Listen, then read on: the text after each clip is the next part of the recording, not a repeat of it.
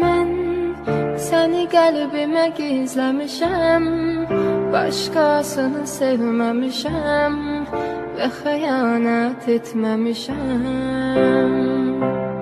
Amma sən ürəyimlə oynamısan, ağır olsa da duymalısan, mənim ən böyük yanlışımsan. Ağlama, ürək o buna layiq deyil, inan.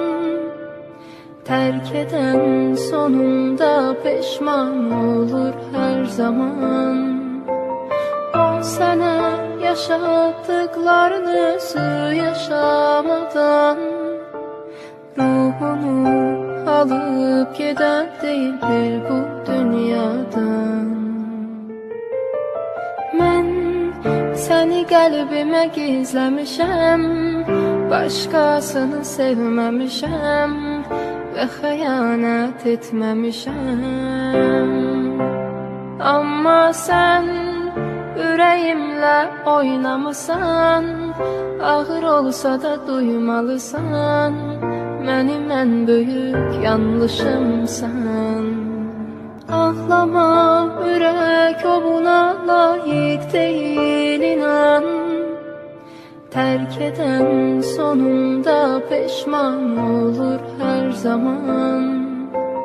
O sənə yaşatdıqlarını özü yaşamadan, ruhunu alıp gedən deyildir bu dünyadan. Mən səni qəlbimə gizləmişəm, başqasını sevməmişəm və xəyanət etməmişəm. Amma sən ürəyimlə oynamısan, ağır olsa da duymalısan, mənim ən böyük yanlışımsan.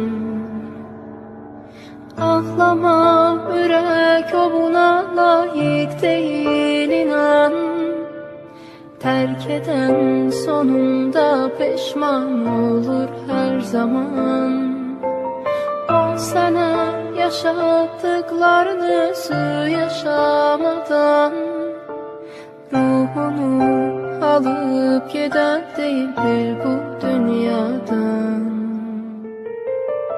Mən səni qəlbimə gizləmişəm, başqasını sevməmişəm və xəyanət etməmişəm.